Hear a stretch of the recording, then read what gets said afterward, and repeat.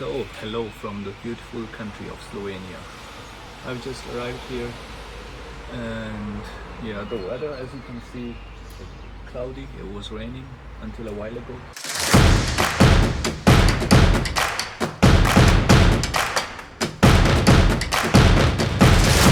So about Slovenia, it's just a small country surrounded by Hungary, Austria, also bordering Italy. To the south it has borders with Croatia, and it has very small, about 43 kilometers of coastline with the Adriatic Sea. About Slovenia, well, the history goes back to the Roman period. It was under the Roman Empire for a long time, and then under the Byzantine Empire, before it then became or came under the Austrian-Hungarian Empire, something like that. In 1809, Napoleon kind of conquered Slovenia, and he made Ljubljana, which is also the current capital of Slovenia, as his capital of the Illyrian province. Like, he called it a province.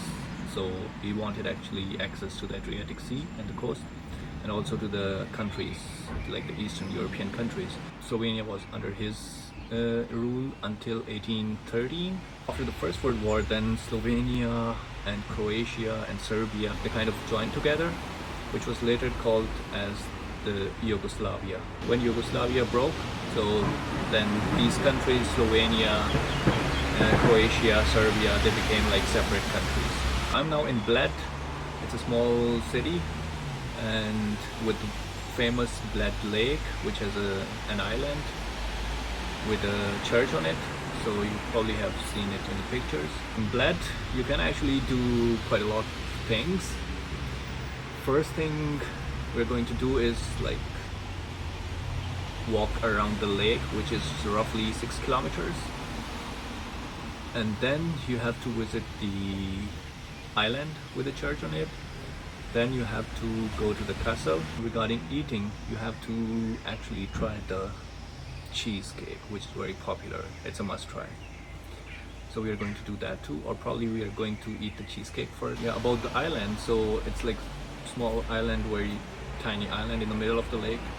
So what you can do to get to the island is there is a public boat thing which carries roughly 20 people to the island, or you can also rent your own boat and row it to the island.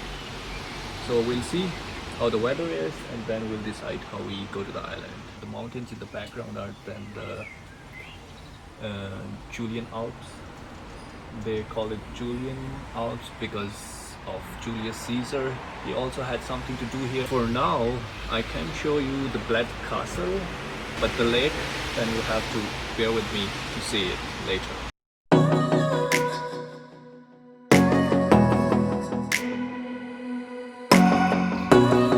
This is the Lake Bled. You can probably see like small view of it, and there is the castle.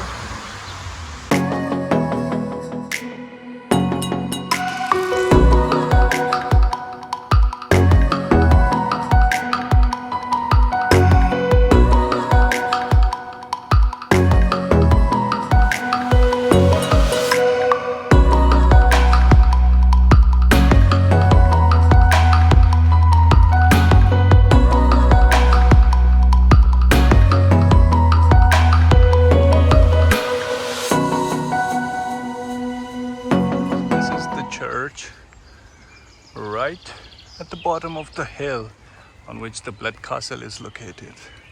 Some sort of cafe. The name is Cima Ljubljana, whatever. So they have excellent coffee, delicious cream cake, homemade gelato. So this is the famous cream cake.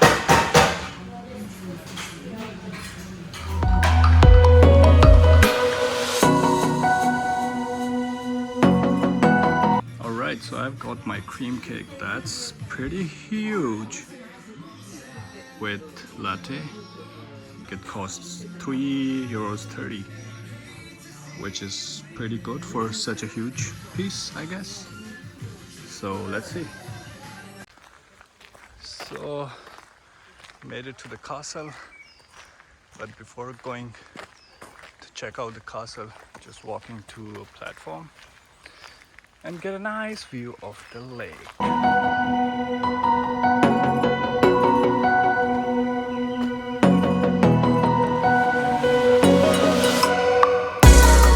Alright, so this is the entrance of the castle, and the opening hours are from 10 to 6 o'clock and costs 13 euros. So not sure if it's worth it. So this is the entrance to the castle now, and here you can buy tickets, but we are not going inside.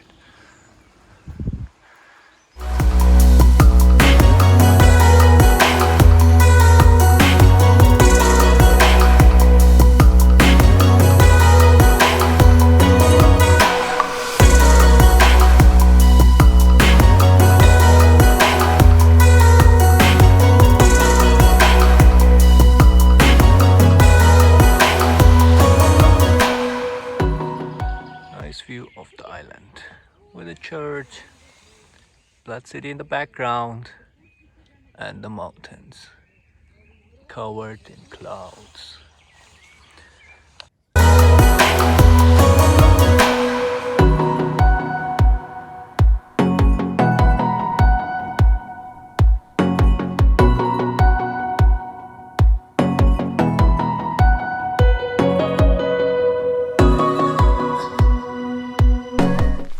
So probably time to rent a boat and row it all the way to the island.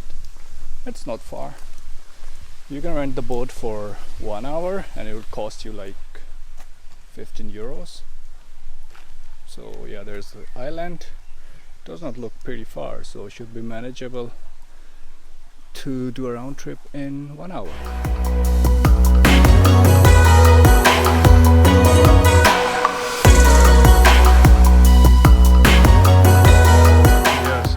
Made it to the island finally, found a boat, rented it and rowed it all the way up to here. So now we'll go to the church, which is on the island, and just like do a round trip of the island and then row the boat all the way back up to there, right beneath the castle.